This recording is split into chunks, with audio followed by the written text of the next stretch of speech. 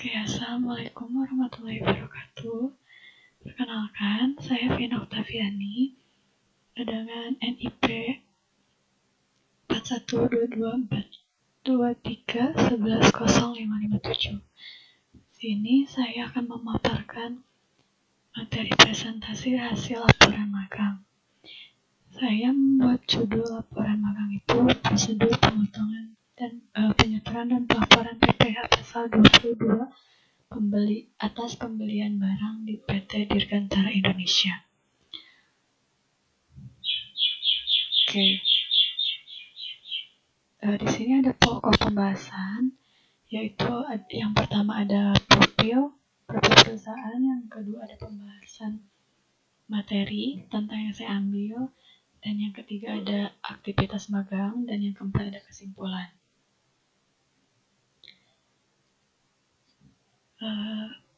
Profil perusahaan magang itu terdiri dari sejarah, visi, dan misi. Ini ada profilnya dengan nama instansi PT Dirgantara Indonesia, didirikan tanggal 28 April 1976, alamatnya di Jalan Pajajaran nomor 154, Husein Sastra Negara, Kota Bandung, dengan nomor telepon 022 6054 239. Oke, next ada sejarah. Sejarah di sini ada yang pertama itu PT Dirgantara didirikan pada tanggal 28 April 1976 dengan nama Industri Pesawat Terbang Nurtanio atau disingkat dengan IPTN. Dengan akta notaris nomor 15 dengan direktur utamanya Bapak B.J. Habibie, dalam perjalanannya pada tanggal 11 Oktober tahun 1985, PT Industri Pesawat Terbang Nurtanio berubah nama menjadi PT Industri Pesawat Terbang Negara. Seiring berjalannya waktu, IPTN juga mengubah namanya menjadi PT Dirgantara Indonesia atau Indonesian Aerospace, yang diresmikan Presiden Abdurrahman Wahid pada tanggal 24 Agustus tahun 2000 di Bandung. PT Dirgantara salah satu perusahaan aerospace di Asia dengan kompetensi inti dalam desain dan pengembangan pesawat, pembuatan struktur pesawat, produksi pesawat, dan layanan pesawat untuk sipil dan militer. Dari pesawat ringan dan menengah, PT DI telah berhasil mengembangkan kemampuan sebagai industri kedirgantaraan. PT DI juga telah memproduksi berbagai jenis pesawat seperti CN-235. CN di sini adalah Casa Nurtanio, duanya itu dengan 2 mesin, 35-nya 35 penumpang. Untuk transportasi sipil atau militer, pesawat surveillance maritim, pesawat patroli maritim, dan pesawat penjaga pantai.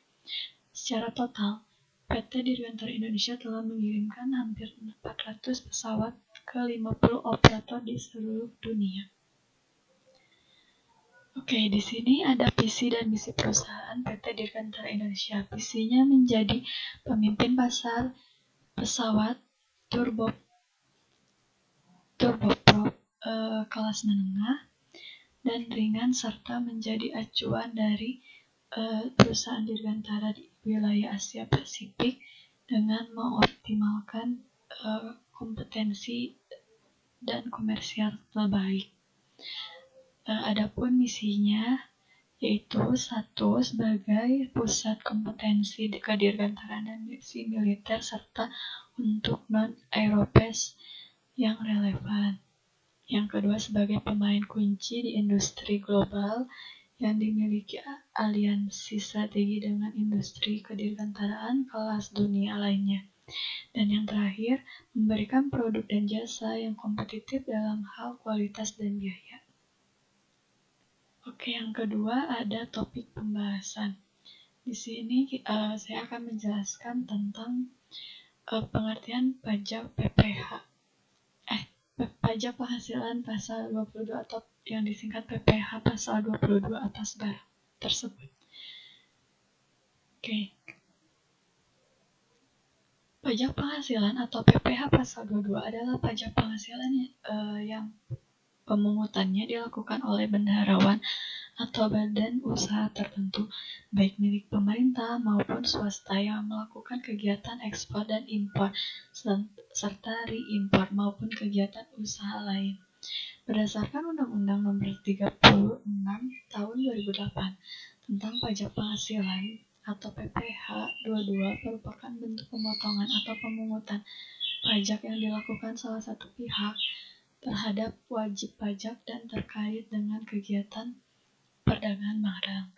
Adapun peraturan yang diterapkan di PT Dirgantara Indonesia yaitu PMK 107 tahun 205 tentang perubahan keempat atas peraturan Menteri Keuangan nomor 154 garing PMK titik 03 garing 2010 tentang pemungutan pajak penghasilan pasal 22 sehubungan dengan pembayaran dan penyerahan barang dan kegiatan bidang impor atau kegiatan usaha di bidang lain.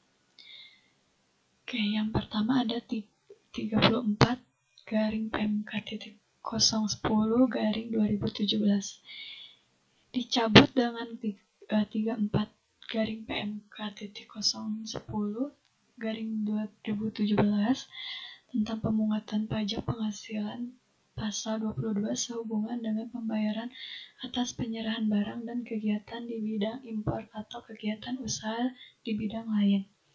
Yang kedua ada 16 garing PMK dari 010 garing 2016 pada tanggal 3 Februari 2016 diubah dengan 16 garing PMK titik 010 garing 2016 tentang perubahan kelima atas peraturan Menteri Keuangan nomor 154 garing PMK titik 03 garing 2010 tentang pemungutan pajak penghasilan pasal 22 sehubungan dengan pembayaran dan kegiatan di bidang impor atau kegiatan usaha di bidang lain.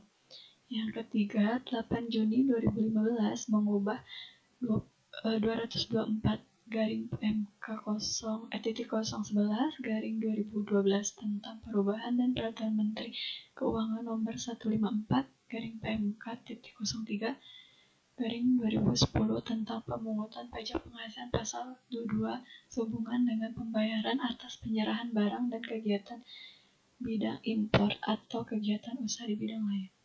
Yang keempat, pada tanggal 8 Juni 2015 juga mengubah nomor 154 PMK garing PMK titik 03 garing 2010 tentang pemungutan pajak penghasilan pasal 22 sehubungan dengan pembayaran dan penyerahan barang atau kegiatan usaha di bidang lain. Dan yang kelima, tanggal 8 Juni 2013 mengubah 175 garing PMK titik 011 garing 2013 tentang perubahan ketiga atau peraturan Menteri Keuangan nomor 154 garing PMK titik 03 garing 2010 tentang pemungutan pajak penghasilan pasal 22 sehubungan dengan pembayaran atas penyerahan barang dan kegiatan usaha di bidang impor atau kegiatan usaha di bidang lain. Yang terakhir di tanggal 8 Juni 2015 juga mengubah 146 garing PMK titik 011 garing 2013 tentang perubahan kedua atas peraturan Menteri Keuangan nomor 154 garing PMK titik 03 garing 2010 tentang pemungutan pajak penghasilan pasal 22 sehubungan dengan pembayaran atas penyerahan barang dan kegiatan bidang impor atau kegiatan usaha lain.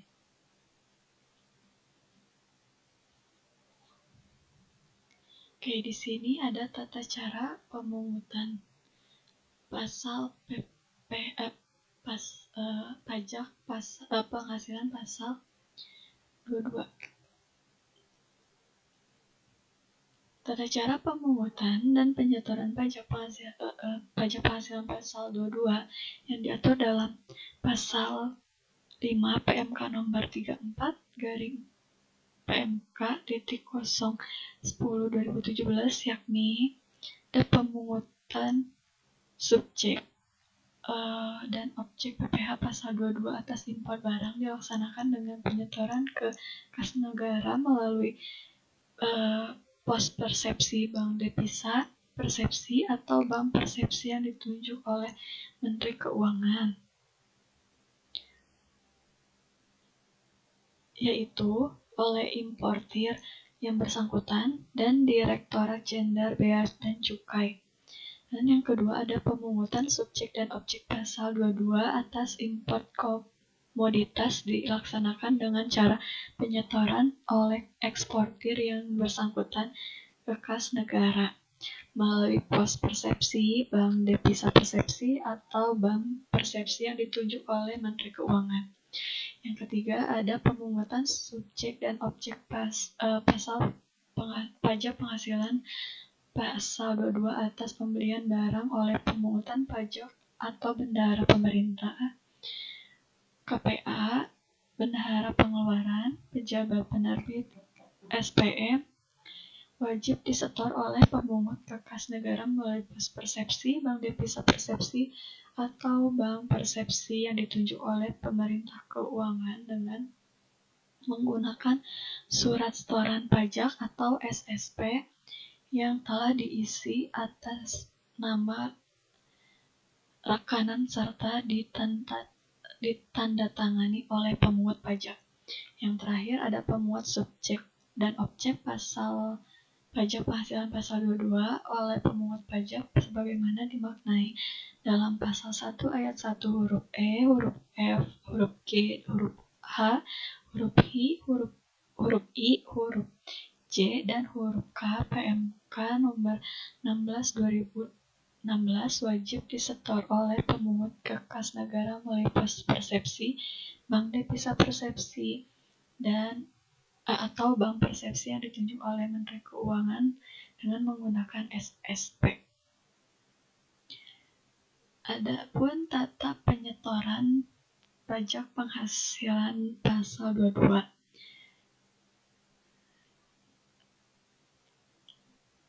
Wajib membuat bukti potong dan menyetor PPh yang dipungut dengan kode pajak 411122/900 ke Bank Persepsi melalui bayar pajak di e-billing online.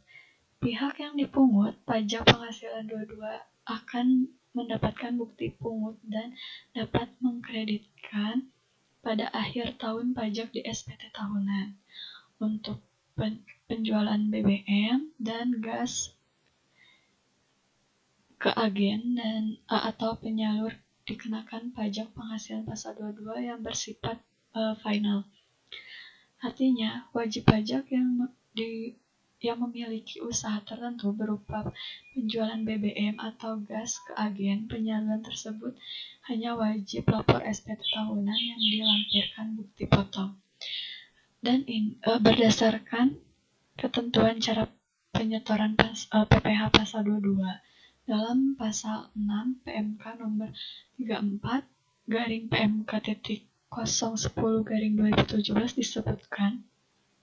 Pertama, penyetoran PPh pasal 22 oleh importir, eksportir komoditas tambang batubara, mineral logam dan mineral bukan logam sebagaimana dimaksud dalam pasal 1 ayat 1 huruf A dan ayat 1 huruf B dan pemungut pajak sebagaimana dimaksud dalam pasal 1 ayat 1 huruf B, C dan D dalam PMK 34 2017 dilakukan menggunakan formulir surat setoran pajak, surat setoran pabean, cukai, dan pajak dalam rangka impor, dan atau sebagai bukti pemungutan pajak sebagaimana dimaksud dalam pasal 1 ayat 1 huruf C, huruf F dan huruf G, huruf H dan huruf I, huruf J dan huruf K wajib menerbitkan bukti pemungutan atau bukti potong PPh pasal 22 dalam rangkap 3. Selanjutnya ada tata cara membuat bukti potong. Ketentuan dan tata cara membuat bukti potong PPh pasal 22 diatur dalam Peraturan Direktur Jenderal Pajak Nomor per Strip 53/PJ/2009 tentang bentuk formulir surat pemberitahuan atau SPT masa pajak penghasilan pasal 15, 22, dan 23 dan atau 26 serta bukti pemotongan atau pemungutannya. Pengisian bukti pemungutan pajak penghasilan pasal 22 sesuai petunjuk dalam lampiran 3.2 dengan cara mengunduh beberapa formulir bukti potong PPh pasal 22 yang bisa diunduh di situs resmi Direktorat Jenderal Pajak atau DJP online. Di antaranya adalah bukti pemungutan pasal 22 oleh Badan Usaha Industri Eksportir tertentu. Yang kedua, daftar bukti pungut PPh pasal 22. Yang ketiga, daftar bukti pemungutan pasal 22. Selanjutnya ada aktivitas magang yang dilakukan selama magang. Di sini, praktikan ditugaskan melaksanakan praktik magang di PT Dirgantara selama kurang lebih 3 bulan dari tanggal 14 Oktober 2024 hingga 14 Januari 2025. Pada tanggal 14 Oktober 2024, praktikan datang ke PTDI untuk ke bagian resepsionis, dan di sana praktikan diberikan akses pakai ID card tamu untuk masuk ke kawasan PTDI. Di sana praktikan diperintahkan untuk ke bagian administrasi untuk mengisi formulir dan menyerahkan berkas yang sudah tertera di surat balasan. Di sana juga mengisi formulir untuk pembuatan ID card juga agar sebagai tanda untuk masuk ke kawasan PT Dirgantara Indonesia. Pada hari kedua, praktikan mengambil ID card yang sudah dibuat di hari kemarin, di hari Senin, dan setelah mengambil kartu akses atau ID card ini, praktikan diperintahkan untuk ke gedung Diklat untuk melaksanakan pelatihan dan pengarahan di sana. Hari Rabunya, praktikan diperintahkan untuk menemui Bapak Sanggi, yaitu selaku supervisor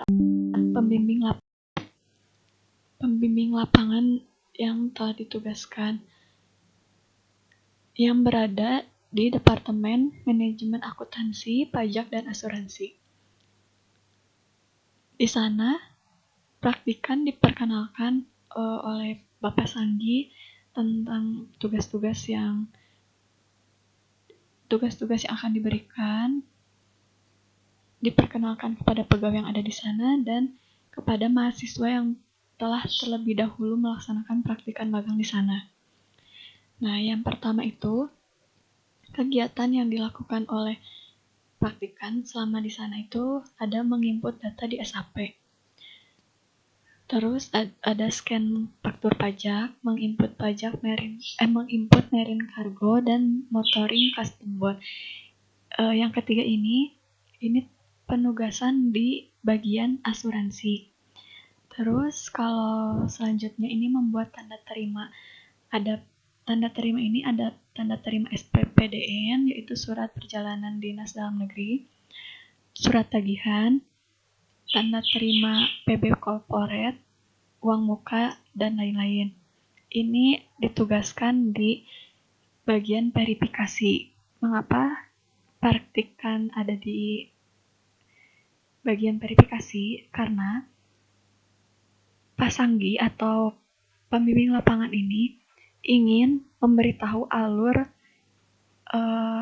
alur proses dokumennya seperti apa, yaitu dimulai dari departemen verifikasi. Berkas-berkas yang ada di bagian pajak itu berawal mula dari bagian verifikasi. Nah, selama kurang lebih dari 2 minggu praktikan berada di bagian verifikasi di bulan kedua, dan di bulan ketiganya praktikan melakukan praktikan magang di 2 divisi, yaitu divisi pajak dan asuransi serta di bagian departemen verifikasi. Yang selanjutnya ada menginput internal posting dokumen. Penginputan ini dilakukan di aplikasi SAP dengan menggunakan user dan password salah satu karyawan di sana. Kita menginput dokumen, nomor dokumen yang ada di berkas itu, kita masukkan satu persatu di SAP, serta setelah itu kita print internal posting dokumen tersebut dan dipisahkan sesuai dengan nomor dokumen yang ada di berkas tadi. Setelah itu menginput data ISPT-PM pembetulan 2024 dari data PPN dikreditkan dan PPN WAPU atau wajib pungut per bulan. Ini dilakukan di Departemen Pajak. Jadi di sana ada data di Excel yang harus dicek di aplikasi SAP. Apakah datanya sesuai atau tidak, datanya ada atau tidak. Oke, selanjutnya ada kesimpulan. Kesimpulan yang diambil oleh praktikan, yaitu bagian pajak di PT Dirgantara Indonesia selaku pemberi kerja setelah melaksanakan kewajiban perpajakan dengan menerapkan sistem digitalisasi dan dalam pelaksanaannya telah sesuai dengan Undang-Undang Perpajakan yang berlaku. Yang kedua, PT Dirgantara Indonesia pada dasarnya tidak mengalami kendala dalam perhitungan, pemotongan, penyetoran, dan pelaporan PPh pasal 22. Karena ketentuan pelaksanaannya telah baku dan apabila terjadi perubahan terhadap peraturan perpajakan, bagian pajak akan menyesuaikan karena Dirjen Pajak selalu memberikan pedoman yang berkaitan dengan peraturan perubahan tersebut. Yang ketiga, peran strategis PT Dirgantara Indonesia sebagai BUMN yang bergerak di bidang industri kedirgantaraan serta kontribusinya dalam mendukung kemandirian teknologi dan pembangunan nasional. Oke, sekian yang telah saya paparkan. Mohon maaf bila ada kesalahan atau kekurangan. Wabillahi taufiq wal hidayah. Wassalamualaikum warahmatullahi wabarakatuh.